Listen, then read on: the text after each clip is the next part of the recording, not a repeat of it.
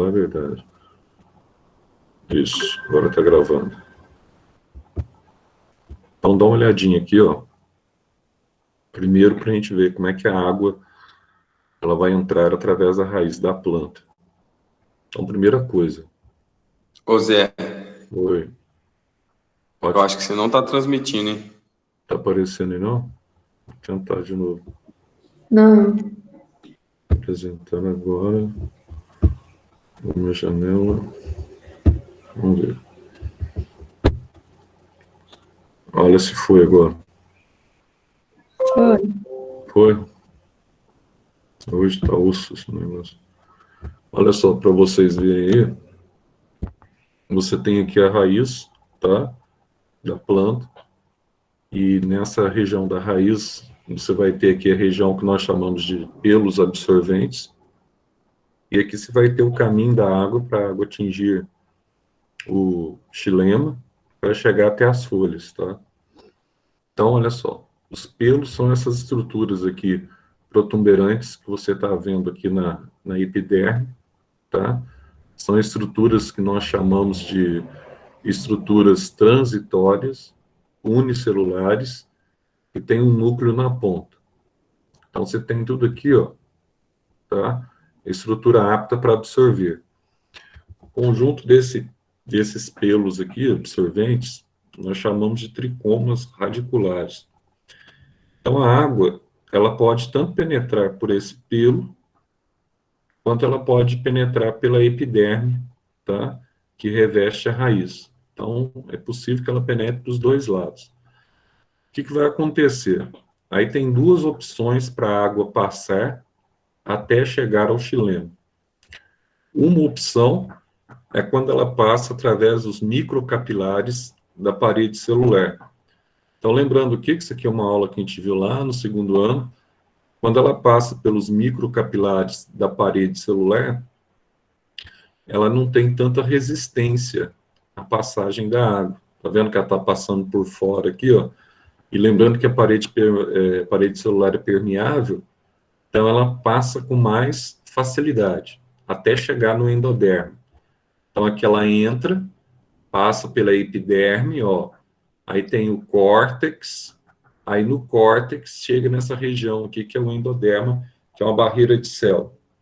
Agora, tem outras opções para ela passar também, tá? Então essa via que ela passa no meio, tá?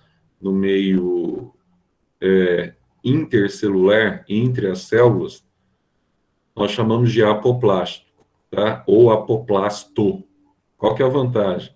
É uma via mais rápida, porque a parede celular é perfurada, é morta e perfurada, tá? E tem menor resistência, obviamente. Agora tem uma segunda via, que a água ela pode entrar pelo pelo ou pode entrar pela epiderme, que ela passa mais aqui pelo protoplasma celular, ó. Tá vendo? Está passando aqui para o lado interno da célula, na região que preenche a célula no citoplasma celular. Então, quando ela passa pelo citoplasma, ela vai utilizar aqui daqueles fios citoplasmáticos, que a gente chama de plasmodesmos, que permite o intercâmbio de substâncias entre as células, tá? Então, essa via é mais lenta, mas ela é bastante eficiente. E ela chega aqui no azulzinho, chega até endoderme. A gente vai ver daqui a pouco que essa endoderme aqui, ela funciona como um filtro. Aí você tem uma terceira forma dela passar, quando ela passa através dos grandes vacúolos na posição central que a célula vegetal apresenta. Essa via aqui a gente chama de transcelular, tá? Então, tudo isso aqui é o parênquima cortical. Esse processo aqui também é mais lento, porque a água é forçada a passar por dentro da célula. Somente o processo em preto aqui, tá? Essa linha preta, e você tem um processo apoplástico que é mais rápido, que passa pelos microcapilares. Aí o que acontece? Quando a água ela chega no endoderme, ela tem que transpor o endoderme. Só que aí nós temos uma dificuldade. Pelo apoplasto, é mais difícil você conseguir transpor o endoderme. Por que é mais difícil, Zé? Porque a maior parte dos microcapilares aqui, ó, da parede celular dessas células do endodermo são entupidas, tá? por suberina e por cutina. Aí, o que ela vai fazer? Ela vai forçar a água a passar por dentro da célula, pelo simplasto ou através, tá, do vacúolo, no meio que a gente chama de transcelular. Qual que é o objetivo disso? O objetivo do endoderma, que nas dicotiledôneas eles aparecem na forma de estria de Caspari, e nas monocotiledôneas, através de células de passagem, células em U, o objetivo maior deles é filtrar aquilo que está entrando na planta, tá? E essa é a principal prerrogativa, filtrar o que está entrando na planta. Então, evitando entrar aqui toxina ou elementos aí que venham fazer, venham intoxicar o vegetal. Depois que a água transpõe essa barreira, aí ela continua o seu percurso, aí pode ser através dos três meios, tá? Por fora ou por dentro da célula. Apoplasto, simplasto e no meio transcelular através dos vacúolos. Então, essa água aqui transpõe a parede da célula, ela vai chegar aqui no tecido que delimita o xilema, esse tecido aqui, ó, que está em volta do xilema, é o periciclo, até ela chegar aqui, ó, no tecido xilemático. Aí ela chegando no tecido xilemático, ou seja, no xilema ou no lenho, ela vai ter que subir para alcançar a folha. Aí o objeto da aula nossa hoje é exatamente falar sobre essas hipóteses relativas aí, tá? A ascensão, a subida até as folhas. Como é que acontece essa ascensão? Como é que acontece essa subida até as folhas? Eu vou acompanhar um tanto com vocês aqui na apostila, só que vocês têm tudo já anotado, tá?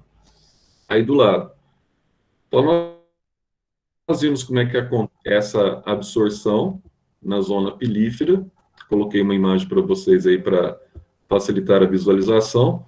Agora a gente vai entender, através de algumas imagens aqui da apostila, o que é teoria de Dickson, o que é teoria, tá, de Sachs, como é que essa água ela sobe, tá, até as folhas, qual que é a força que impulsiona essa água subir até as folhas, o que é teoria positiva da raiz, pressão positiva, o que é pressão negativa. Vamos começar aqui em 1800, tá, e 78, praticamente, onde surgiu a primeira teoria, e essa teoria, ela surge, que é a teoria da capilaridade, ela surge antes mesmo do desenvolvimento da teoria que nós chamamos de teoria de Dickson. Por que a teoria de Dickson ela veio depois? Ela veio depois por quê? Por uma razão muito simples, tá? Essa teoria vem depois porque antes dessa teoria, tá? Tá aqui, ó, teoria de Sachs. Antes dessa teoria, durante a teoria de Sachs, ainda eles não sabiam, não tinham conhecimento de um tecido condutor específico para a seiva bruta, que era o xilema. Eles não conheciam esse tecido. Então, o Sachs, ele elaborou essa teoria aqui, ó, baseada nas ligações de hidrogênio da água. Então, como que funciona isso, Zé? Olha o que ele fez. Aí começou a colocar assim, ó, microcapilares dentro de um becker com água. Aí, fisicamente falando, quanto mais ele diminuía o diâmetro desses vidrinhos, desses tubos aqui, tá? Que funcionavam como microcapilar. Então, olha o que acontecia. Quanto mais fino era o tubo, mais a água subia. Aí ele começou a pensar assim, bom, mas se na água você tem, então, as pontes de hidrogênio, que permite a coesão, se na água você tem essa capacidade de adesão das suas moléculas à parede do vaso, essa água ela sobe por capilaridade. Aí falou, ó, bom, se aqui, né, num tubo desse aqui, tá, que eu estou colocando, ela já está subindo, imagina um tubo da espessura de um capilar, de um fio de cabelo, por exemplo, vai alcançar alturas muito altas na planta. Então, a água ela deve subir por pressão positiva, ou seja, ela é empurrada da raiz e chega até as folhas. Só que essa teoria ela foi muito aceita na época, porque a microscopia era pouco desenvolvida e eles não tinham visto ainda que o vegetal ele apresentava um tecido específico, tá, para a ascensão da seiva.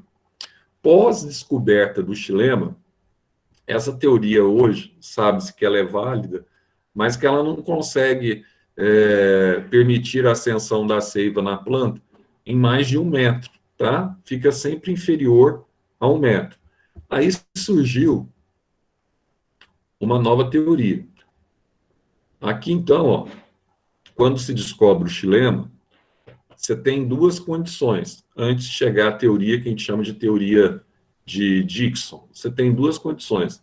Você vai ter aqui a teoria da pressão positiva e você vai ter a teoria da pressão negativa. Como é que funciona essa teoria da pressão positiva, Zé, e a teoria da pressão negativa? Então, vamos entender aqui, ó. Um dia como hoje, que é um dia chuvoso, você tem alta umidade do ar. Ô Zé, quando o vegetal ele está com alta umidade do ar, a pergunta é, ele consegue transpirar? Ora, a transpiração dele é quase nula. Por quê? Quando ele está com alta umidade do ar, ele não tem necessidade de perder água por via transpiratória, tá? Então, algumas plantas que são submetidas à alta umidade do ar realizam um processo que nós chamamos de gutação, ou também conhecido como sudação. Então, o que é essa umidade do ar? Bom, se eu tenho muita umidade do ar em volta aqui da planta, ó, a planta ela está absorvendo água ativamente do solo. Como ela está absorvendo água ativamente do solo, o que está acontecendo? Essas raízes elas vão se enchendo de água e sais minerais, e à medida que elas vão carregando ali de água e sais minerais, ela vai empurrando com pressão positiva, daí a pressão positiva, ela vai empurrando essa água e esses sais minerais para cima, tá? Ah, mas como é que eu sei se a pressão é positiva? Bom, muito fácil.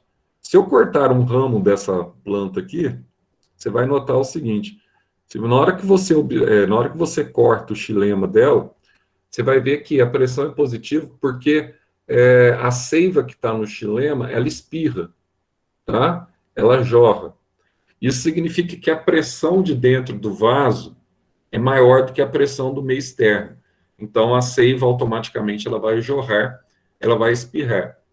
Então, daí dá para eu falar, se eu colocar aqui um manômetro, um aparelho que mede pressão, aí dá para eu afirmar que esse aparelho aqui, ó, na verdade, esse vegetal ele está transpirando. Nossa, Zé, que legal. Ele está transpirando. Está transpirando. Você vai ver que essa pressão é positiva e fica entre 1 e 2 atms, tá? Então, em condições de alta UA, o vegetal ele realiza gutação. O que é isso? Essa água aqui, ó, ela está subindo, chegando às folhas. Só que quando ela chega às folhas, quando a umidade do ar está alta, tá? Os estômatos, que são os principais responsáveis pela realização da transpiração vegetal, eles estão fechados. Então não tem como sair a água. Como não tem como a água sair, o que eles vão fazer então? Os estômatos estão fechadinhos ali, ó. Ela tem que sair em algum lugar da folha, senão ela tem que rasgar a folha para sair o excesso de água que está sendo absorvido do solo, tá? Então, o que essas plantas têm? Essas plantas, ela tem aqui na borda da folha, então você tem a folha da planta, bem aqui na borda da folha, ela tem esses microporos, que a gente chama de hidatódios, e esses hidatódios são responsáveis pela liberação da água na fase líquida. Então, ela vai perder água na fase líquida. Na verdade, não sai só água. Na verdade, sai seiva bruta, sai água e sais minerais, tá? Então, o que aconteceu? Como é que essa seiva subiu? Subiu por pressão de empurramento da raiz até as folhas, que é a pressão positiva que nós chamamos, tá? E vai sair na forma líquida pelos hidatódios. Isso é o que nós chamamos de gutação num dia como hoje, em que a umidade do ar está muito alta. Nem todos os vegetais realizam gutação, tá? Agora, em contrapartida, todos os vegetais realizam um processo fundamental, que a gente vai falar também ao longo dessa aula, que é a transpiração. Ah, mas o que é a transpiração? Transpiração, essa mesma seiva que sai, tá, da raiz e chega às folhas, só que quando ela chega na folha, está sendo aquecida pelo sol. E a água que chegou à folha aquecida pelo sol, ela começa a vaporizar. Então, esse vapor de água ele começa a circular, tá? Até que orifícios conhecidos como estômatos se abrem e permite a saída dessa água vaporizada. Aí acontece um fenômeno interessante, tá? Qual que é o fenômeno? É o fenômeno da transpiração vegetal. Transpiração mal necessária porque o vegetal está perdendo água, está desidratando, mas é imprescindível para o sequestro do CO2, para que o CO2 entre para a realização do processo fotossintético, tá? Aí você tem aqui, ó, como é que você explica a ascensão da seiva agora, baseado na pressão negativa? Ah, Zé, como é que eu sei que a pressão é negativa quando a umidade do ar aqui, ó, está baixa? Muito simples. Vou cortar o ramo de novo, tá? Se quando eu cortar o ramo do xilema não espirrar seiva, e sim você observar que não está acontecendo aparentemente nada ali, mas na verdade está entrando ar, se está entrando ar e está obstruindo o vaso, eu tenho um fenômeno conhecido como cavitação. Aí eu tenho pressão negativa. Por que a pressão é negativa? Porque a pressão de fora, pressão externa, pressão atmosférica, é maior do que a pressão dentro do vaso. Então, quando eu corto o vaso, em vez de espirrar a seiva, que na pressão positiva é o inverso, o ar entra. Quando o ar entra, ele obstrui o vaso. Aí você tem, então, o fenômeno da cavitação, tá? Aí você vai ter aqui uma situação bastante interessante. Olha o que vai acontecer. Na verdade, a planta ela está transpirando, e à medida que ela vai transpirando, ela está se desidratando, a folha está perdendo água, tá? Ah, está perdendo água porque ela está perdendo água na forma de vapor, né, Zé? Isso. Tá vendo que essa água que está chegando aqui, ó, ao ser aquecida pelo sol, ela é evaporada. Então ela começa a evaporar aqui, começa a circular nesses espaços aqui, ó, e ela sai, ó, na forma de vapor. Então, transpiração é a saída de água da planta na forma de vapor sob condições de baixa umidade do ar. Gutação é a saída de água pela planta na forma líquida sob condições de alta umidade do ar, tá? Então, na maioria das vezes, a planta é submetida a baixa umidade do ar, então ela está realizando o processo de transpiração. Aí, Zé, à medida que ela vai transpirando, ela vai perdendo água. Então, presta atenção aqui, ó. Se ela está perdendo água, ela começa, então, num processo que a gente chama de desidratação da folha. A folha dá uma murchadinha, tá? Principalmente ao longo do dia, quando o sol está escaldante e a planta está perdendo água. Então, ela vai desidratando, ela vai murchando. E ela não pode murchar demais. Ela tem que repor essa água perdida. Então, como é que ela vai repor essa água perdida? Ela começa a realizar uma força de sucção. Imagina que isso aqui, meu braço, é o xilema, e aqui em cima é a folha. Essa folha que está desidratando, ela começa a succionar, ela começa a exercer uma força de sucção sobre a água que está aqui no xilema, tá? Para que ela está fazendo isso? Para se reidratar. Ela perdeu água, agora ela precisa se reidratar. Então, ela vai sugando, literalmente, tá? Só que à medida que ela vai sugando, ela gera dentro do xilema uma espécie de tensão ou vácuo parcial que a gente aprende lá na física com a hidrostática, tá? E essa tensão, esse vácuo parcial, é o que leva à pressão negativa. Aí vai acontecer o quê?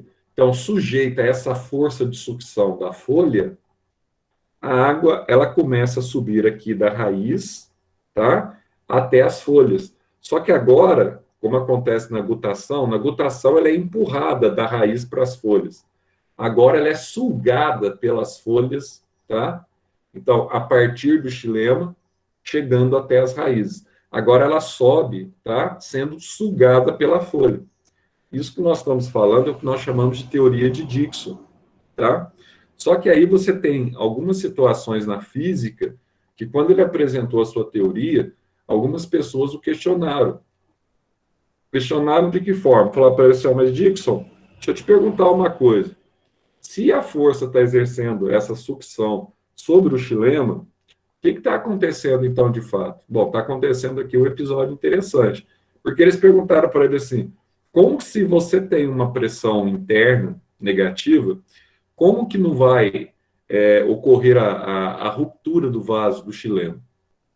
Aí ele disse um detalhe muito interessante na sua tese, tá? Aí ele diz assim, falou para o seguinte, essa teoria foi defendida em torno de 1919, e ele diz assim, tá? Quer dizer que já tem praticamente um século, ele diz o seguinte, não há ruptura do vaso, porque a membrana que reveste, ou a parede que reveste, tá? A célula vegetal, ela apresenta uma substância que é um polímero fenólico, que é extremamente rígido, que impede que haja essa ruptura. E essa substância é a lignina. Então, ele defende que o vaso não se rompe por causa desse polímero fenólico que confere robustez à planta, que é a lignina. Aí eles perguntam o seguinte, como é que a água consegue subir no sentido, tá, antigravitacional, através dessa força de sucção? Aí ele fala assim, bom, porque você tem ali, então, ligações, né, que nós chamamos ligações de hidrogênio da molécula de água. Então, elas têm uma força muito intensa entre as moléculas. Elas estão muito ligadas ali às forças intermoleculares. Então, cada molécula consegue, então, subir puxando a outra para cima. E sem contar, segundo a teoria de Dixon, há uma adesão muito grande, tá, das moléculas com a parede do xilema. Então, dessa forma, a água sobe, tá, em estado de tensão, no sentido antigravitacional. Ah, então, desse jeito, Dixon, a água sobe desde a raiz até as folhas, sendo sugada pelas folhas em condições de baixa umidade. Exatamente o que ele diz, tá? Então, nessas condições de baixa umidade, você tem ascensão. Aí teve quem o questionasse, dizendo assim, mas espera aí, se a gente fazer esse cálculo que você está propondo para a gente aí, até quantos metros fisicamente dentro da hidrostática a água poderia subir, tá, até as folhas? Aí ele falou, olha, eu creio que em plantas de até uns 30 metros isso é possível, que você tenha uma sucção nas folhas que consiga, tá, permitir a ascensão da seiva. Aí perguntaram para eles, mas como é que fica então a sequoia, que tem 110 metros? Então, até hoje, a sequoia, tá, ela é objeto de estudo. Então, para explicar a pressão que envolve a subida da seiva da sequoia, que é uma gimnosperma, que na maioria das vezes tem mais de 3.500 anos, e é muito comum nos Estados Unidos, tá, na floresta temperada, hoje os fisiologistas, eles explicam através de uma associação entre uma teoria da capilaridade que empurra e uma teoria, tá, que a gente chama de fluxo de massa, e a teoria também de Dixon que puxa. Mas, na verdade, isso aqui até então é a melhor teoria desenvolvida na fisiologia durante 100 anos, que é a teoria de Dixon, tá? Não se tem uma teoria hoje melhor de que explique a ascensão da planta em condições de baixa umidade do ar durante o dia que ela está transpirando, do que a teoria de Dixon. Aí você fala assim, nossa, Zé, então, quando a gente vê, assim, a evolução, né, vegetal, você vê lá a evolução na área animal, no DNA, etc., tal, tá? O mesmo você não pode dizer dessa evolução, né, no aspecto vegetal? Infelizmente, não. Tá? Você tem muitas teorias e a ciência, não sei se um pouco também os botânicos, por desinteresse, não se desenvolveram tanto nessa área. Mas aí surge em 1928, praticamente 9 anos depois de Dixon, surge um cara bastante sacado, que ele elabora o que nós chamamos de teoria dos osmômetros. Ouça, o que é isso, hein? Teoria dos osmômetros. Isso aqui é a teoria de Munch. E essa teoria, embora ela não esteja aí presente na apostila de vocês, a gente vai ver essa teoria agora. Vou mudar aqui a apresentação de vocês. Essa teoria ela é fundamental, tá? Que sempre ela cai nos vestibulares de uma forma geral. Duas coisas você pode procurar no vestibular, tanto a teoria de Dickson quanto a teoria de Mush. Você vai achar com certeza essa teoria. Então, dentro desse material que eu já passei pronto para vocês aí, tá? Eu estou resumindo o que eu estou acabando de falar para vocês aqui, para a gente ganhar tempo. Você vai ter aí, ó, a teoria de Mush. Eu vou te mostrar aqui os dois osmômetros para eu poder explicar essa teoria. Por quê? Porque essa aqui, na verdade, é a única teoria que nós temos que explica tanto a condução da seiva orgânica, que nós não falamos ainda, quanto da seiva inorgânica, tá? Daí tem um detalhe interessante. Quem mais, aqui, ó, a hipótese de Mush. Quem mais utilizou, isso que eu preciso, os osmômetros. Quem mais utilizou essa teoria, tá? De Mush, na verdade. Então, ó, quem mais contribuiu para essa teoria, melhor dizendo, quem mais contribuiu para essa teoria foi o próprio pulgão. Por quê? O pulgão é um inseto interessante que quando ele pica, né, a planta, ele tem um objetivo. Qual que é o objetivo do pulgão? Ele quer atingir os tecidos do floema, tá? Nossa, Zé, ele quer atingir os tecidos do floema. Para quê? Para ele absorver ali o açúcar, tá? Que está sendo conduzido naquele tecido. Então, o que que ele faz? Aí eles começaram a observar o pulgão em laboratório e viram um detalhe interessante. A princípio, eles achavam que o pulgão ele tinha que sugar a seiva que estava no floema. E, na verdade, isso não era necessário. A única coisa que ele fazia era abrir o estilete bucal. Por quê? Porque a seiva, ela jorrava com pressão positiva no interior da boca do pulgão. Nossa, Zé, então o pulgão é passivo, sim. Se ele é passivo, como que a seiva ela espirra dentro da boca dele? A seiva elaborada, agora que eu estou me referindo, a seiva orgânica. Aí começaram a observar e viram o seguinte, que sempre no corpo vegetal, a seiva orgânica, ao contrário da seiva inorgânica, da água e dos sais minerais, sempre a seiva orgânica circula com pressão, tá, positiva, pela observação do pulgão, porque ele só abre a boca e a seiva é ejetada, é jorrada dentro da boca dele. Então, isso foi uma descoberta interessante, porque se no xilema você tem seiva, você tem condução com pressão positiva e negativa, no floema você só tem pressão positiva. Aí esse cara, o Mush, ele elaborou aqui essa teoria dos dois osmômetros, que até hoje é muito bem aceita, só que, ao contrário de Dickson, ela explica aqui, tá, as duas migrações da seiva. O que que ele fez? Olha o que ele fez, olha que legal. Ele pegou aqui dois osmômetros, tá? Osmômetros são dispositivos que você consegue mensurar a velocidade do fluxo osmótico. Lembrando que a osmose é a passagem do solvente ou da água, né, do meio menos concentrado, hipotônico, para o meio mais concentrado, hipertônico, utilizando-se de uma membrana semipermeável. Esse é o processo osmótico. Então, dá uma olhadinha aqui, ó. Então, aqui ele colocou um tubo, tá? Um osmômetro, e aqui ele colocou um outro osmômetro. Só que o que ele fez? Esse osmômetro, ele é de barro, ele é permeável, como se fosse uma talha, e por dentro aqui, ó, ele reveste com uma membrana semipermeável para ele simular o que acontece na célula vegetal, tá? Que tem uma parede celular permeável externamente, como se fosse o barro aqui, e uma membrana semipermeável, caracterizada pela membrana citoplasmática da célula vegetal, que vem logo abaixo da parede celular. Aí ele fez o seguinte, ó, aqui ele colocou uma solução de açúcar de 1 molar, tá? E aqui, ó, ele colocou uma solução de açúcar aqui 9 vezes menor, praticamente, tá? 0,1. Então, aqui 1, aqui 0,1. Então, essa solução ficou mais concentrada e essa solução dentro do osmômetro aqui, ó, ficou mais diluída. Aí, o que ele começou a observar? Em volta aqui do osmômetro estão aqui os dois Beckers interligados entre si. Aí ele começou a observar aqui, ó, quando ele colocou água pura nos dois osmômetros, ele começou a observar que, como essa solução era mais concentrada e a água pura é hipotônica, ele começou a observar que a água entrava mais nesse becker do que nesse, obviamente, por causa da diferença de concentração, 1 e 0,1. Então, aqui, ó, captava mais água.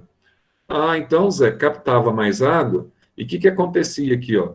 Essas bolinhas azuis aqui são água, moléculas de água. Essas bolinhas vermelhas aqui são moléculas de açúcar.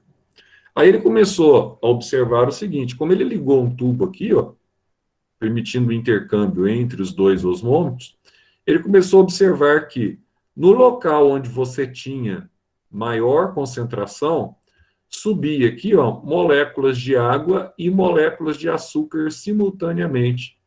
Nossa, que legal, Zé. Subiu os dois, tanto a molécula de água quanto a molécula de açúcar? Sim, subiam os dois.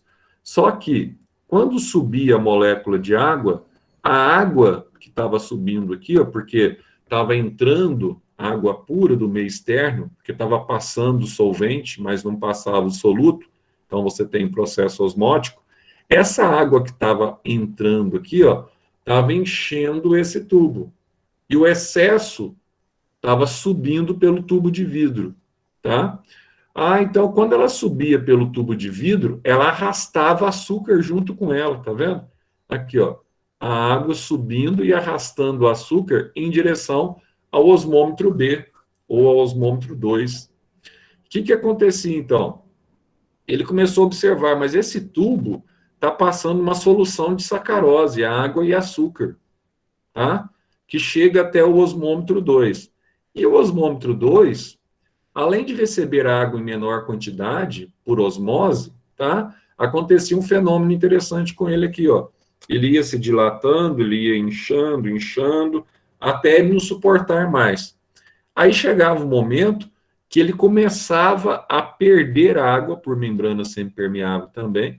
Ele perdia água em excesso para evitar a ruptura para o becker com água pura. E essa água em excesso que ele estava perdendo retornava por esse tubo de vidro aqui, ó, para o osmômetro 1. Aí ele começou a pensar o seguinte, falou, ó, o que isso aqui está simulando, na verdade? Aí ele chegou à seguinte conclusão, qual que é a área de maior pressão osmótica de uma flor, de uma planta, tá? Ele falou assim, qual que é a área onde você tem maior produção de glicose? Você tem maior pressão osmótica. Ele falou, bom, isso tem que ser na folha, né? Então, a folha é o local de maior pressão osmótica. É o local que você tem atividade fotossintética e está produzindo açúcar, tá?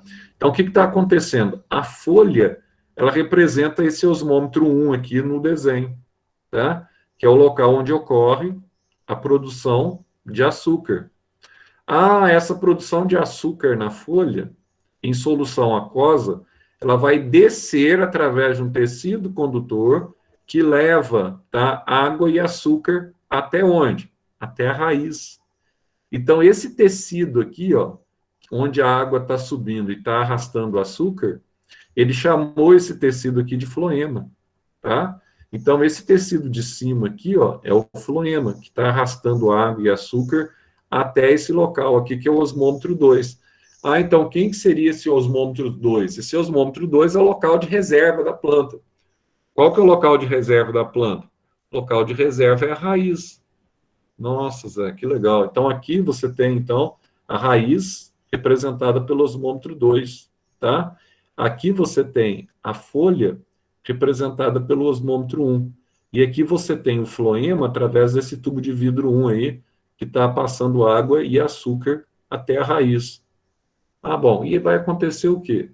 Bom, o excesso de água aqui, ó, vai sendo liberado, tá? E tem um outro tubo de vidro aqui que leva água da raiz do osmômetro 2 até as folhas, que é o osmômetro 1. Aí, quem seria esse outro tubo de vidro aqui, ó? Bom, esse outro tubo de vidro aqui, ó, seria uma representação de quem? Do xilema, tá? Então, esse tubo de vidro que sobe só a água seria aquele da hipótese de Dickson. Aqui você teria o xilema, então.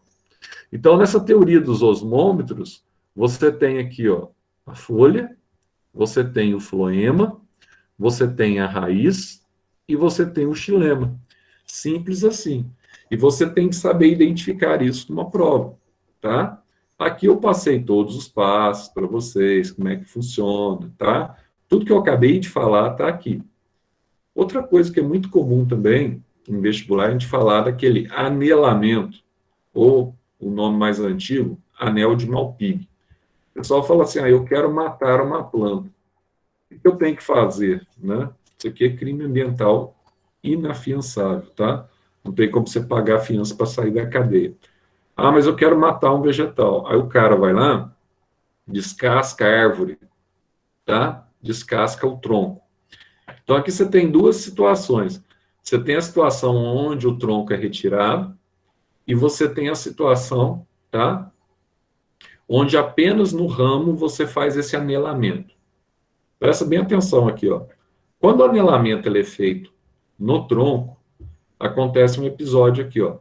O floema é o tecido mais externo, ele está próximo à casca da árvore. O xilema, ele está mais aqui, ó, mais interno, tá? Ele está mais aqui na região que a gente chama de lenho, onde você tira a lenha ou madeira para fazer aí, fabricar, tá? Fabricar móveis, por exemplo. Então, o que está acontecendo aqui, ó? Como você obstruiu o floema, a seiva ela chega até aqui, ó, e não consegue passar. Se a seiva não consegue passar, não tem como você abastecer aqui as raízes com açúcares. Se não tem como você abastecer a raiz com açúcar, na raiz você vai ter ali a condensação da glicose, a formação do amido. Se não tem como você chegar na raiz com açúcar, as reservas, então, não tem como serem repostas, tá? Então, enquanto a planta tiver reserva na raiz, ela continua absorvendo a água do solo, essa água aqui continua subindo pelo xilema, que não foi obstruído aqui pelo corte, tá? E chega até as folhas e ela realiza fotossíntese.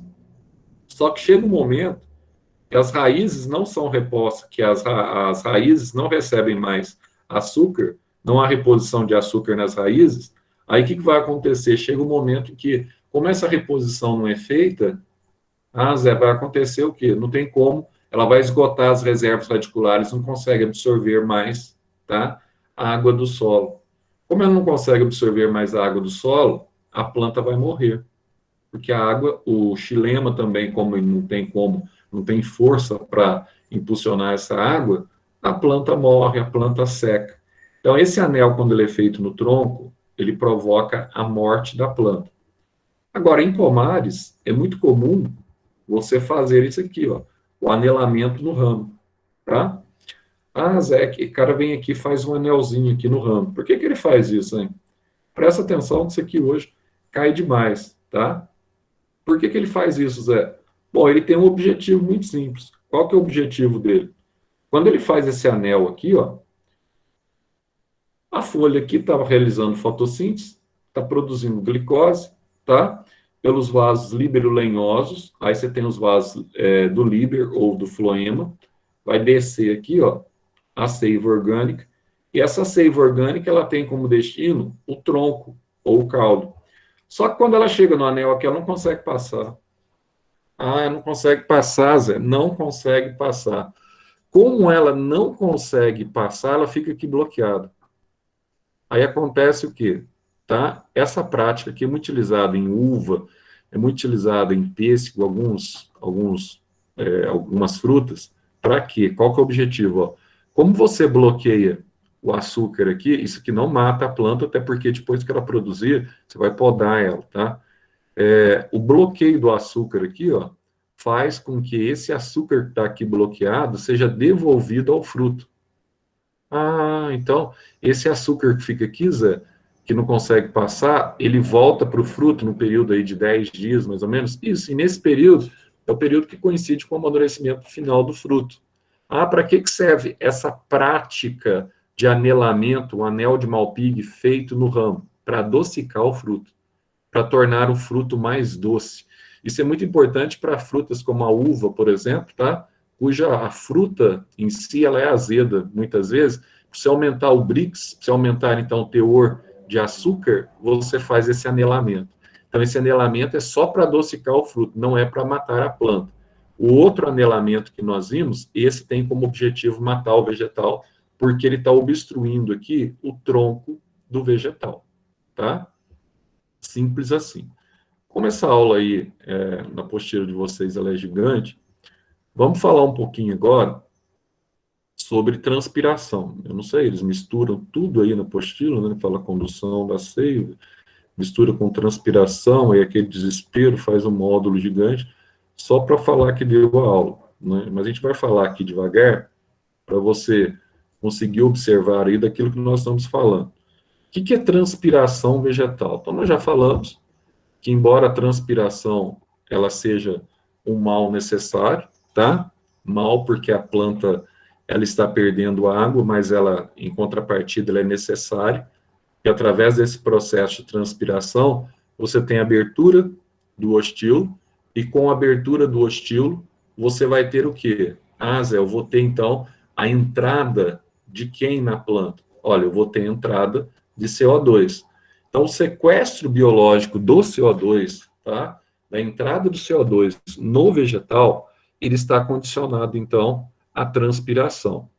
Então, lembrando o conceito básico da transpiração, o que nós falamos que a transpiração é? Transpiração nada mais é do que a saída de água, tá? Através de quem? Dos estômagos.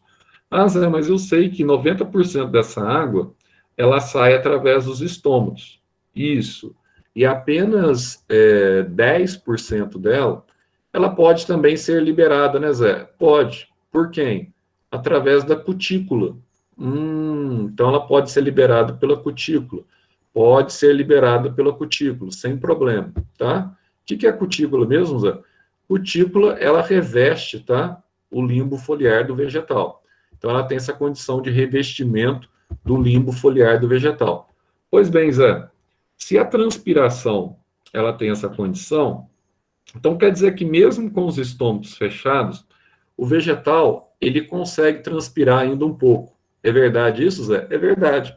Porque 10% do processo efetivado é efetivado, então, tá? Pela cutícula. Ô Zé, então deixa eu entender. Então, como é que essa água sai pelo estômago? Qual que é o dispositivo que essa água ela vai utilizar para ela sair pelo estômago, tá? Eu quero ver isso a partir da transpiração vegetal. Dá para a gente enxergar esse processo? Dá sim. Eu estou compartilhando com vocês aí, tá? Tudo aquilo que eu estou falando para vocês aí, ó, vai aparecer no compartilhamento. Só que eu quero que você entenda para mim aqui, primeiro, qual que é esse mecanismo da transpiração. Então, você vai ter que entender o seguinte, que essa água que sobe através da teoria de Dickson, quando ela chega na folha, ela vai chegar ali no meio da folha, tá? Onde você tem os parênquimas palissádico e o parênquima lacunoso. No parênquima lacunoso, você tem mais espaço entre as células. Aí você vai ter um detalhe interessante. O que vai acontecer ali? Qual que é o mecanismo?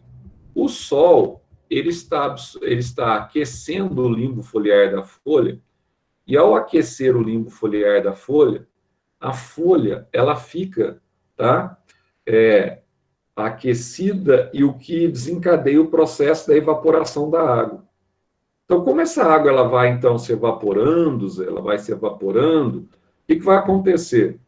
Essa água evaporada, ela pressiona o estômago para que a água evaporada seja liberada. Então, só para você ter uma noção de percentagem, 98% da água absorvida do solo, ela é transpirada. Ela vai ser perdida. Nossa, Zé, então a transpiração é algo desidratante no vegetal. Tanto que a gente já falou para vocês na aula passada, que o vegetal ele desenvolve uma série de mecanismos para evitar, tá, a perda, a transpiração excessiva, principalmente em plantas de deserto, quando ele acaba transformando toda a folha em espinho, todo o limbo foliar, a gente vê isso no cacto, tá? Filocládio, cladódio, tipo de caldo. Então, todo o limbo foliar em espinhos. Agora, o estômago, Zé, é essa estrutura aqui, ó. Sim, é essa estrutura, tá? Então, para que ele serve? Bom, quando a água ela força a ser liberada, 98% dessa água ela é perdida, sobra 2, né, Zé? Sobram 2% que serão utilizados lá na fotossíntese, dentro da célula, tá? Na fotólise de Hill, no fotossistema 2, tá? Então, ó, essa água, 2% dessa água, junto com o CO2 que vai ser destinado agora, que vai entrar, ó, olha o sequestro do CO2 pelo estômago aqui, ó. Se não houvesse esse anexo aqui, não teria como o CO2 entrar efetivamente na planta para a realização da fotossíntese, tá? Então, por isso que a gente fala mal necessário. Mal porque a planta está desidratando, necessário porque ela está captando o CO2, tá? Tanto ela está reduzindo o nível de CO2 do ar, quanto ela vai metabolizar esse CO2 através do processo fotossintético e através da fotossíntese ela vai produzir açúcar. Nossa, que legal, Zé. Então, deixa eu entender aqui agora como é que funciona esse estômago. Então, nós vimos, Zé, que tem alguns pré-requisitos básicos aí para a ocorrência da transpiração, né? Sim, nós temos dois mecanismos. Nós temos o mecanismo condicionado à luz, que a gente chama de mecanismo fotoativo, e temos o mecanismo condicionado à água do solo. Então, é necessário que você tenha água disponível no solo, tá? E é necessário que você tenha luz disponível também para que a planta realize a fotossíntese. Beleza? Então, os dois mecanismos, fotoativo e hidroativo, são imprescindíveis no caso aqui da transpiração. Ô Zé, esse estômago, como é que ele funciona? Olha para cá. Aqui você tem, na verdade, uma célula com os núcleos. Essa célula que guarda, ó, esse poro central, por onde sai água evaporada e entra dióxido de carbono, essa célula aqui, ó, nós chamamos de célula guarda. Ela guarda o poro central, tá? E, olha só, do lado dessa célula, nós temos aqui, ó, as células que nós chamamos de células anexas. Ô Zé, essas células anexas aqui, elas são importantes? São porque são elas que ou recebem água das guardas ou transferem água para as guardas. São células que auxiliam no metabolismo das células guardas, tá? Onde estão esses estômatos? Os estômatos estão na epiderme da planta. Então, aqui, ó, ele é importante para a entrada do dióxido de carbono, é importante para a saída da água, e a água dentro do cloroplasto, quando ela é quebrada, ela libera o oxigênio. É importante para a liberação do oxigênio que nós respiramos, tá? Então, como é que ele funciona? Pelo mecanismo hidroativo, toda vez que ele incha, tá? Toda vez que ele fica aqui, então, né, numa situação que ele recebe bastante água, que a gente chama de turgidez, ele vai permitir a abertura desse poro, tá? Toda vez que ele perde água para células anexas que estão aqui do lado dele, quando ele perde água, ele vai então murchar. Quando ele murcha, ele fica flácido, tá? Ele perde a turgescência. Aí o que acontece? O poro fecha. E aquilo que nós falamos no início da aula para vocês, num dia como hoje, tá? Em que você tem alta umidade do ar, normalmente os estômatos estão fechados porque o meio externo, a planta, está em contato direto com a água. A planta ela está sendo hidratada pelo meio externo, tá? Então aqui, ó, o que você tem esses pontinhos verdes aqui, Zé? Que a gente não pode esquecer. Então, ó, esses pontinhos verdes significam que essas células guardas, elas são ricas em cloroplasto, tá? Ah, Zé, se elas são ricas em cloroplasto, o que elas realizam, então, a partir desses cloroplastos, Zé? Realizam fotossíntese. Ah, então você tem duas situações aí, Zé, durante o dia e durante a noite? Sim, que eu vou descrever para vocês aqui abaixo, que já está descrito aí, tá? Eu vou falar aqui e vocês vão ter aí descrito. O que acontece durante o dia?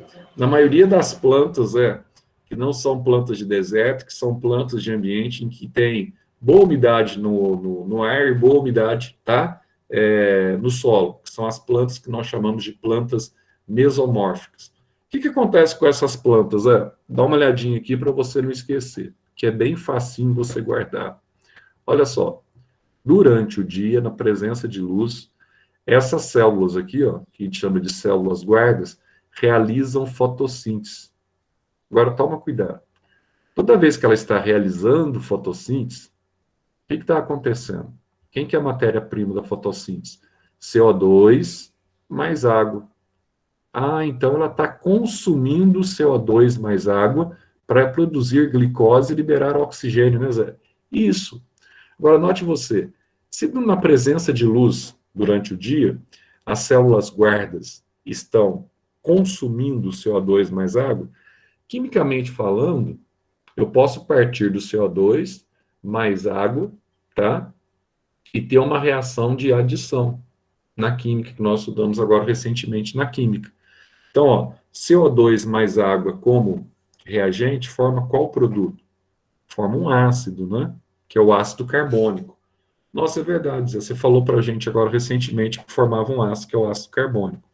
Então, o que acontece? Quando a planta está absorvendo CO2, tá, e está utilizando a água no interior do cloroplasto, o que vai acontecer? Você tem ali um ácido formado, tá? Então, ó, a planta, ela está consumindo um ácido. Nossa, Zé, então ela está consumindo ácido carbônico, na verdade. CO2 e água, dentro do cloroplasto, ele precipita na forma de ácido carbônico. Isso. Como ela está consumindo um ácido, ela está destruindo um ácido dentro dela no seu metabolismo.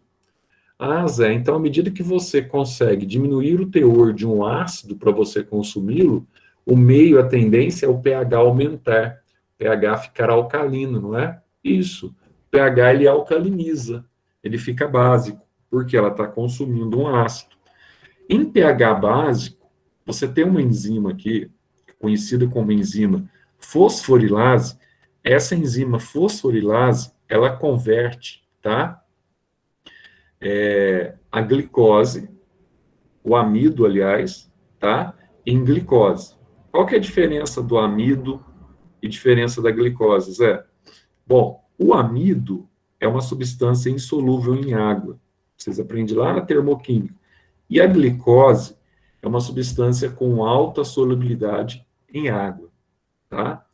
Bom, se aqui eu passo a ter glicose, que é uma substância solúvel, o que vai acontecer aqui, ó?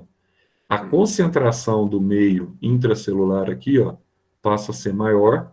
E aqui, ó, você tem um meio hipertônico em relação aqui às células laterais, que tem um meio hipotônico. Então, durante o dia, ó, essas células guardas conseguem, que tem mais glicose, conseguem retirar água das células laterais ou das células anexas. À medida que ela vai tirando a água aqui, ó, por fluxo osmótico, o que vai acontecer, Zé? Ó, esse ostíolo aqui, ele vai inchando. E à medida que ele vai inchando, ele vai abrindo o poro central. E à medida que ele vai abrindo o poro central, tá? Ele vai conseguir, então, realizar o processo de transpiração, tá? Simples assim. Agora, outro aspecto. E à noite, Zé? Por que na maior parte das plantas, os estômagos, eles se fecham à noite? Bom, a razão é muito simples. À noite, as células guardas, elas não têm, então, a recepção de luz. Então, se elas não recebem luz, elas realizam apenas a respiração. Então, lembrando que durante o dia, o vegetal, ele respira e realiza a fotossíntese, na presença de luz. À noite, a fotossíntese para, porque a ausência do mecanismo fotoativo, aí ele começa apenas o que, Zé? Ele começa apenas a respirar. Ele só respira. Se ele só respira, ele está liberando quem? CO2 e água na respiração, igual nós liberamos. Então, na verdade, ele está liberando um ácido, Zé. Ah, então ele está liberando um ácido. Então, deixa eu pensar, Zé. Se ele está liberando um ácido, o pH dele vai diminuir. O meio fica ácido, Zé. Isso. O meio fica ácido. Só que em meio ácido, você tem um processo inverso de ação da enzima fosforilase, que eu descrevo tudo aqui para vocês abaixo, tá? Aí o que ela faz? Ela faz um processo inverso do que ela faz na presença de luz. Ela converte a glicose em amido. Aí então à noite aqui fica cheio de amidos, isso, fica amido aqui presente. Ó. Ah, só que o amido é insolúvel, que você falou para gente, e a glicose é solúvel, né? Isso. Então o que vai acontecer? Como aqui, tá? É solúvel é insolúvel e aqui agora se torna solúvel à noite, essas células aqui, células guardas, começam a perder água para as células anexas aqui, ó. Ah, está perdendo água. Então, as células anexas retiram a água das guardas, porque aqui tem glicose, ela fica mais concentrada em relação aqui que tem amido, fica menos concentrado. Ah, Zé, então se tem essa situação aí, o que vai acontecer? Essas células aqui durante a noite, ela murcha e o estímulo se fecha. E essas células aqui, Zé, tá? Elas estão mais hidratadas, enquanto que essas aqui estão desidratadas e o poro fechou. Então, na maioria das plantas, os poros, eles se abrem durante o dia e se fecham durante a noite, tá? Então, só para você ter um detalhezinho aí, que eu escrevi tudo aqui embaixo, os mecanismos, tal, que interferem no processo da transpiração, tudo que eu falei para você está aqui, tá? Está tudo aqui descrito, bonitinho, as células guardas ficam hipertônicas em relação a anexas, ó, realizam fotossíntese, destruindo o ácido carbônico, o meio fica alcalino, aí você tem elevação de pH, aí olha só, amido é convertido em glicose, está tudo aqui, tá? Não precisa se preocupar, está tudo aqui. Então, assim, pois não. Então, quando a célula fica túrgida, que ela abre? Ela abre e quando ela está murcha, é que ela fecha, tá? Tá, obrigada.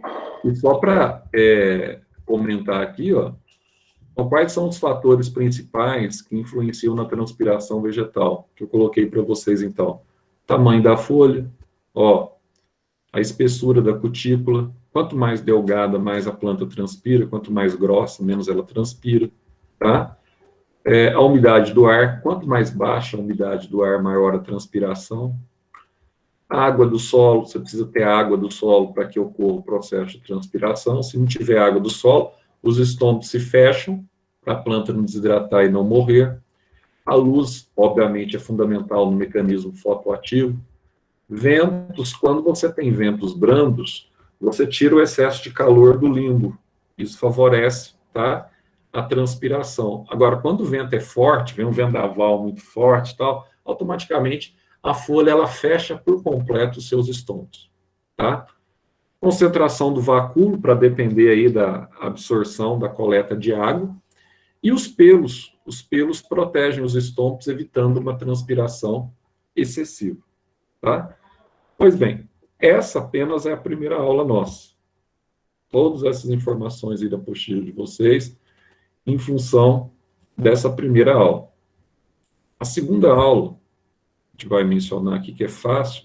Essas aulas são mais fáceis porque são aulas que a gente está revisando com vocês, que nós vimos o ano passado, tá? Então, como nós vimos o ano passado essas aulas, são aquelas aulas que é matéria tanto do objetivo quanto do SAS, é matéria do segundo ano, essa parte de botânica. Então, é tranquilo para vocês relembrarem aqui, tá? Acerca dessas aulas. Outra aula também, que a gente vai relembrar aqui com vocês, é a aula sobre os fito-hormônios, tá? Que é a última aula aí da Biologia 3, desse caderno 4, tá? Que são os fito-hormônios. Vamos lembrar um pouquinho aí quem são fito. Quem falou fito, Zé? Quando você fala fito, você está falando de vegetal. Então, quando a gente fala de fito-hormônios, nós estamos falando de hormônios vegetais. Então, só para citar alguns hormônios aqui, que sempre caem, né, no vestibular, você tem, por exemplo, aqui, ó, as auxinas, as giberelinas. Esses dois hormônios são interessantes, que eles envolvem aqui o crescimento da planta. Só com uma diferença que você não pode esquecer, tá? Para vestibular, giberelina sempre, presta atenção, giberelina, quanto maior a concentração na planta, maior o crescimento. Então, a giberelina, ela responde sempre a uma razão diretamente proporcional, ao contrário das auxinas. As auxinas, ela responde a uma razão que a gente chama de razão, tá? Às vezes, diretamente proporcional, quando se trata do caule, e inversamente proporcional, quando se trata da raiz e das gemas, que a gente vai falar aqui agora. Porque aqui tem um assunto muito importante, que fala da poda, e poda sempre cai em Enem, tá? como é que acontece a poda e qual que é a relação da poda com as auxinas. Então, aqui você tem, tá? Depende da concentração. Estou trabalhando com raiz. Baixa concentração estimula o crescimento da raiz. Estou trabalhando com caule. Alta concentração de aia estimula o crescimento. Já a giberelina é o inverso. Sempre em alta concentração estimula o crescimento, que é o ácido giberélico. Tem aqui a dormina, que é o hormônio, tá? Também conhecido como ácido abscísico, que coloca o vegetal em dormência. Tem aqui o hormônio da maturação dos frutos, que é o etileno. E tenho aqui um hormônio que é produzido por algumas plantas, como, por exemplo, o milho, que é muito parecido com aquilo que nós estudamos sobre o sistema imunitário, pelo menos na analogia. Funciona como um sistema imunitário do vegetal, que são as fitoalexinas, tá? Então, todas as vezes que o vegetal é confrontado com um corpo estranho, esse hormônio aqui ele entra em ação para tentar erradicar um fungo, uma bactéria que está penetrando no vegetal. Então, primeiro, sobre as auxinas. Vamos entender aqui que a gente vai ter, então, a auxina natural e a gente vai ter a auxina que é produzida em laboratório para eu estimular o crescimento. Então, quando a gente fala da palavra grega aux, significa crescer. Então, se crescer, então aqui se trata de um hormônio de crescimento, como eu disse, dependendo do grau de concentração que ele está na planta, tá? Primeiro, onde que ele é produzido no vegetal? Então, você vai ter auxina nas gemas apicais e nas folhas jovens, tá? Que você tem a maior produção. Então, ó, você tem a distribuição desse hormônio de forma polarizada. Ele vai descer da parte de cima da planta para a base da planta, que são as raízes. Então, ele desce ao longo do caule, tá? Até as raízes. Qual que é a composição química da auxina? Então, a gente sempre fala nesse nomezinho aqui, que é o AIA, né? Quem que é o AIA? O AIA é o ácido indol acético, que eu coloquei aqui para vocês. Ó. É a forma natural obtida a partir de um aminoácido conhecido como triptofano, tá? Esse aminoácido ele é o precursor das auxinas. Ah, Zé, mas eu posso ter também auxinas sintéticas? Posso. Aquelas que são obtidas a partir de transformações no laboratório? Posso. Então, eu tenho indol butírico, naftaleno acético, e tenho essa auxina aqui, que é a principal para vocês, ó, em vestibular, que eu até destaquei aqui, que é a 2,4 de clorofenóxiacético, tá? Quem que é esse 2,4-D mesmo, Zé? Esse 2,4-D é um herbicida que foi muito utilizado na Guerra do Vietnã, tá? Para matar aquelas folhagens largas que havia na mata lá no Camboja, por exemplo, pelos soldados americanos, tá? Por que que eles usavam isso? Porque ela desencadeia um fenômeno nas dicotiledôneas, que tem as folhas largas, provocando uma alteração, tá? De mutação genética interna na folha, que provoca o dessecamento. Então, ela tem efeito, que ficou conhecido como agente laranja, né? Ela tem o efeito de herbicida para dicotiledôneos, mata vegetais com folhas largas e não faz absolutamente nada com vegetais de folhas, tá, estreitas, como o milho, por exemplo, que são as monocotiledôneos. Só mata dicotiledôneos. Só para citar aqui, ó, alguns efeitos que nós temos, tá? As auxinas atuam nas células, provocando o que nós chamamos de crescimento da célula, então hipertrofia celular. Mesma coisa que acontece conosco, quando nós somos bebês, as nossas células são menores. À medida que nós vamos crescendo, você vai tendo esse processo de hipertrofia, as células elas vão crescendo, tá? Com relação ao caule e o coleóptero, eu vou mostrar aqui para vocês que quanto maior o teor de AIA, maior o crescimento, então é diretamente proporcional, eu falei para vocês. Com relação às raízes e às gemas laterais, baixas concentrações de AIA são os que estimulam o crescimento. Então, presta atenção. Zé, eu tenho uma gema apical.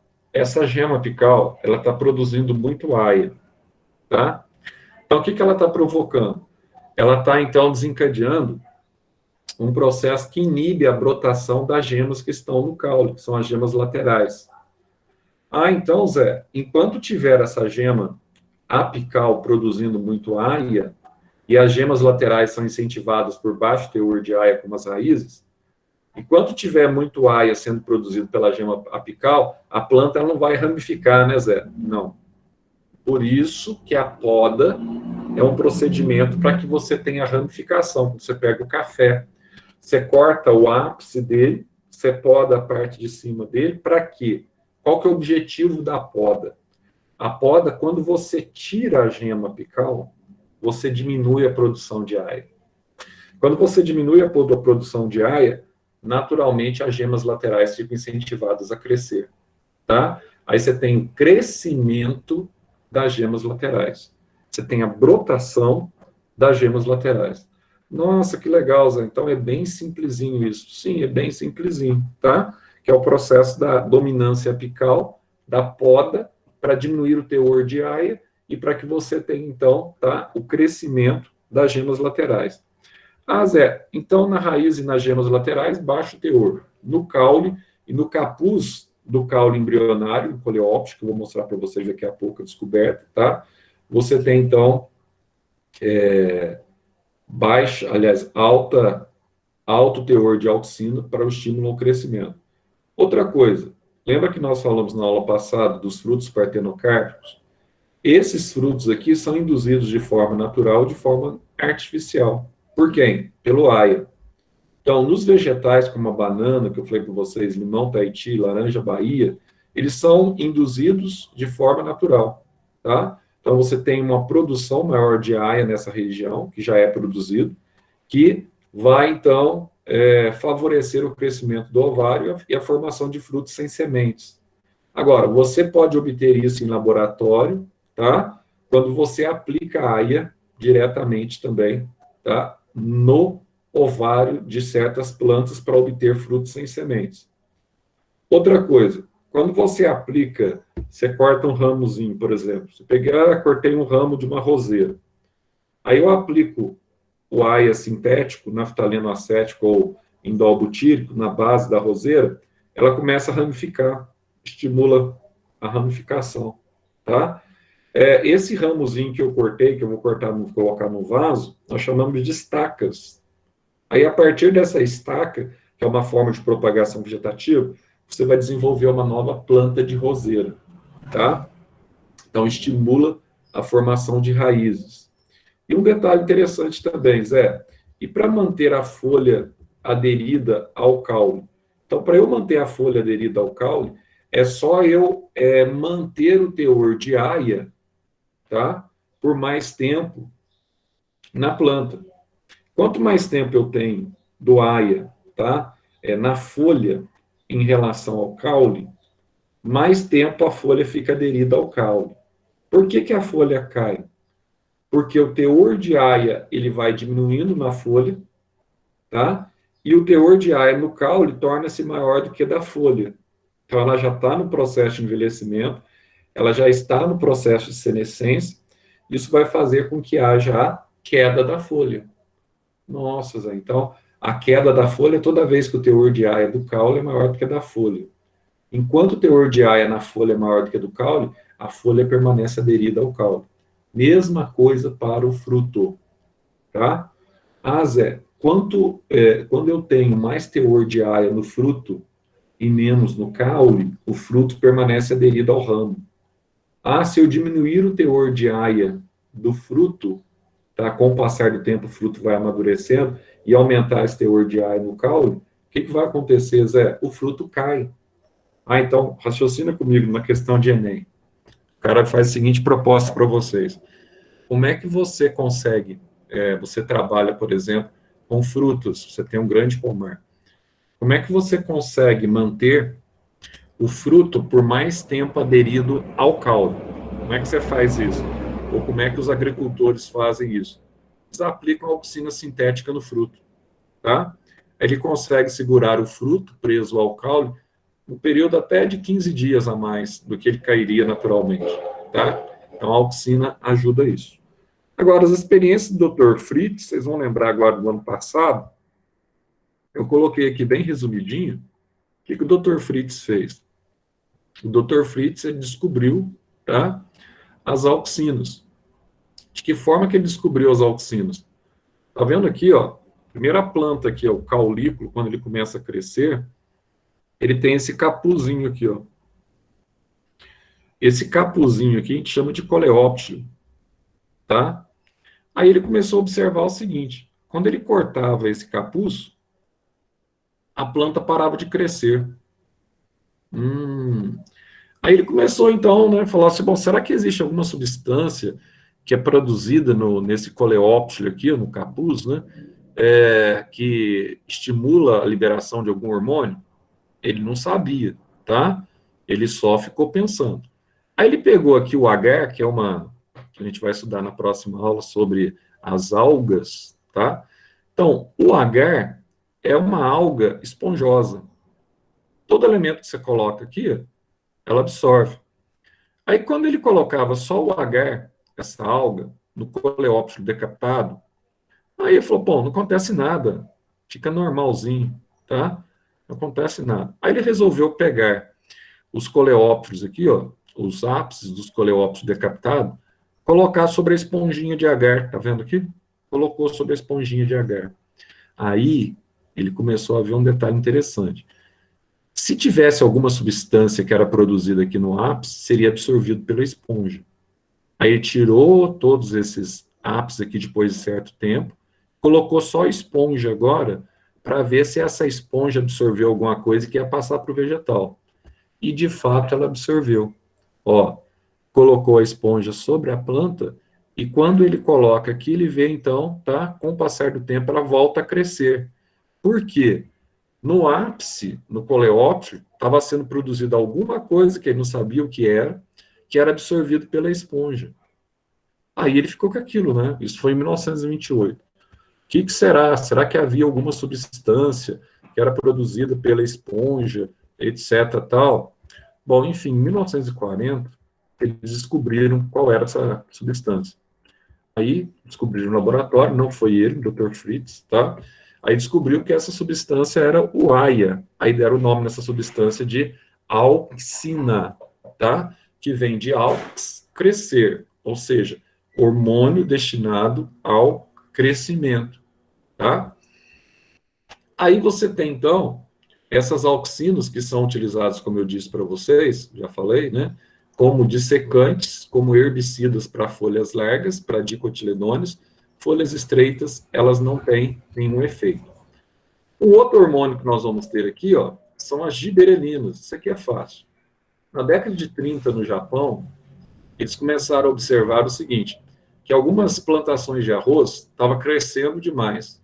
É aquilo que nós chamamos de gigantismo das plantações de arroz. Aí a grande questão, a grande pergunta foi: por que está havendo esse crescimento exacerbado das plantações de arroz? Né? Você sabe que, mas se cresce muito o vegetal, ele vai produzir mais? Não, o vegetal ele tem uma estatura normal para ele crescer. Se ele crescer demais, além do normal, ele prejudica a frutificação, porque ele gasta muitos nutrientes para o crescimento e na hora dele formar o cachinho de arroz, ele forma com deficiência. Então, isso não é interessante. Ele tem que atingir a estatura normal dessa planta. Aí descobriu, na verdade, que esses vegetais que estavam apresentando, esses arrozais que estavam apresentando esse crescimento exacerbado, eles estavam infectados por um fungo. Quem era esse fungo, Zé? Esse fungo aqui, Gibberella, tá? Aí começaram, bom, mas esse fungo Gibberella, ele produz alguma substância que incentiva o crescimento, tá, do arroz. Então se ele produz alguma substância que incentiva o crescimento do arroz, então será que o vegetal ele produz essa substância de forma natural? Aí começaram a pensar. Hoje sabe-se que tem mais de 20 substâncias que simulam a ação do princípio ativo do fungo Gibberella nas plantas que nós chamamos de giberelinas, tá? Então, nós chamamos o conjunto dessas substâncias de giberelinas ou ácido giberélico. Nossa, Zé, que legal. Então, hoje tem tudo isso, hoje foi descoberto. Sim, foi descoberto, tá? 20 na época dele, e 78 nos nossos dias. Eu errei aqui o número, tá? Então, para que serve, Zé? Como é que eles descobriram essa planta? Bom, tem algumas plantas que você sabe, lá no Japão, você tem o bonsai, tá? Que é uma planta anã. Por que que o bonsai não cresce? Qual que é a razão dele não crescer? Tá? Fica aquelas ervas pequenininhas, etc. Tal. Ah, então plantas também têm nanismo? Tem, porque ele não produz absolutamente nada de giberelina, tá? Se ele não produz nada de giberelina, então ele fica naquele tamanhinho lá, anãozinho, tá? Anãozinho. Meu Deus, então é uma planta anã. Sim, uma planta anã, tá? Então presta atenção. Então tem plantas que são plantas anãs. Aí foram observar na confecção dessas plantas porque não produz esse hormônio, que é o hormônio do crescimento. Esse hormônio, sim, quanto maior a concentração, mais o vegetal cresce. Não tem essa questão do AIA, não, que algumas partes é diretamente, outras partes é inversamente proporcional, tá? Então, Zé, mas o bonsai, ele não fica daquele jeito por conta, tipo, de uma tem podação poda. constante, esse tipo de coisa? Não, não. Não tem alteração genética, tem? Não, não, não. Ele é natural. Bonsai? Ele é natural. Pois é, então, tipo, o fato dele ficar pequeno é por conta do tamanho do vaso e pela podação constante, não é? Não, não, não. Aí tem o seguinte: toda planta, ela cresce um pouco, certo? Ela vai Certo. crescer, ela vai perder a formatação dela. Então você tem que podar, normalmente, para ficar bonitinha, para ficar naquela estrutura dela lá, bem pequenininha, etc, tal, tá? Uhum.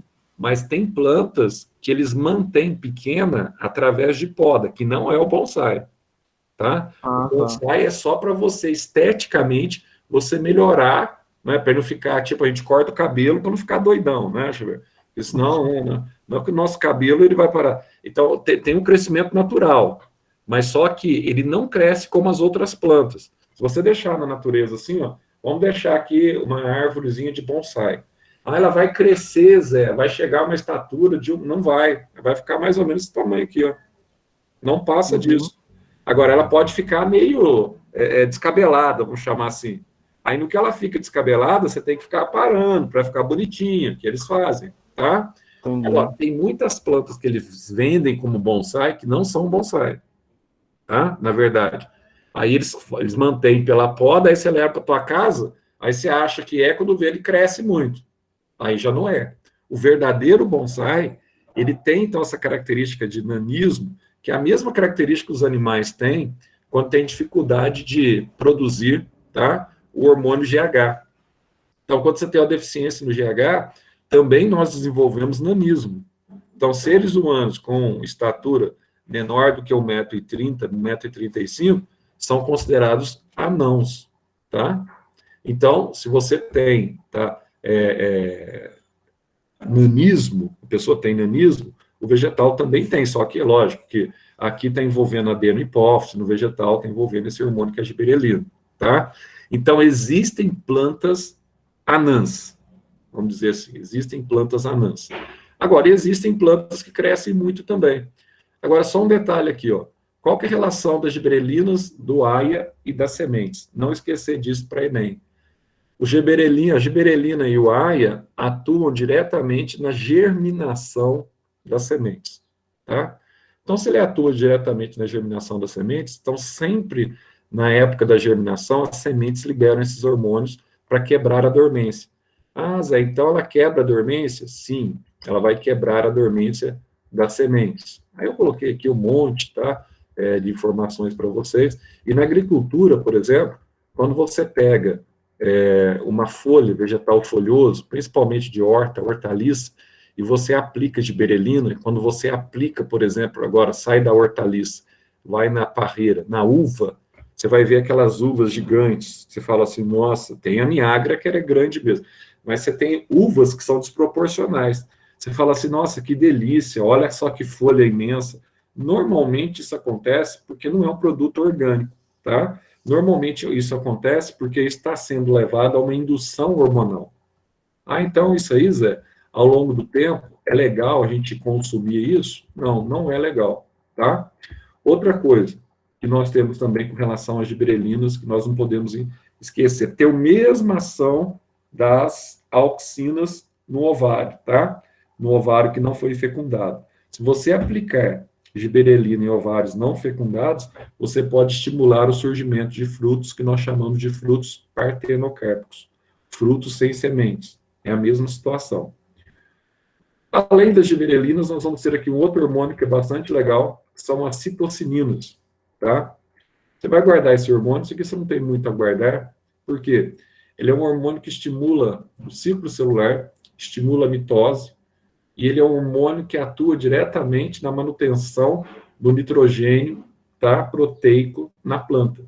Ou seja, enquanto esse hormônio estiver agindo na fase jovem da planta, ele mantém a planta verde e vistosa, tá? Não só a planta como um todo, mas as flores da planta, tudo. Não só as folhas, mas as flores também, tá?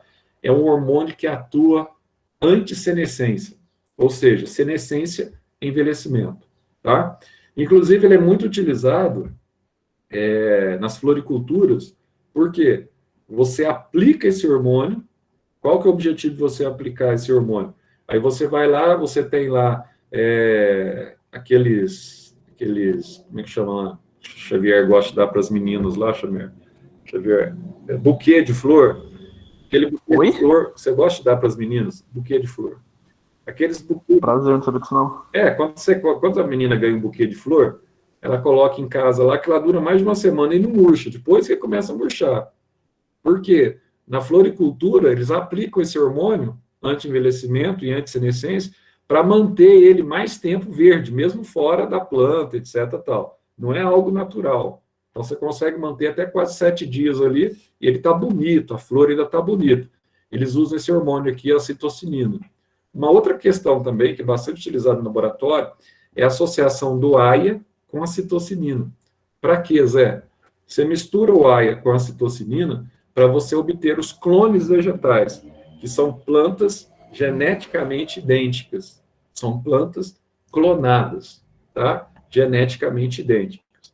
E depois, e o nome dela aqui, ó, que você vai ter duas coisas. A citocinina natural é a furfurilaadenina e a sintética é conhecida como cinetina, tá? Isso também para cair é difícil, mas só essa informação aqui, ó. E aqui, ó, você vai ter um outro hormônio, ó, esse hormônio aqui, que é o gazeteno, tá? Ou também conhecido como etileno. Para que serve esse hormônio, Zé?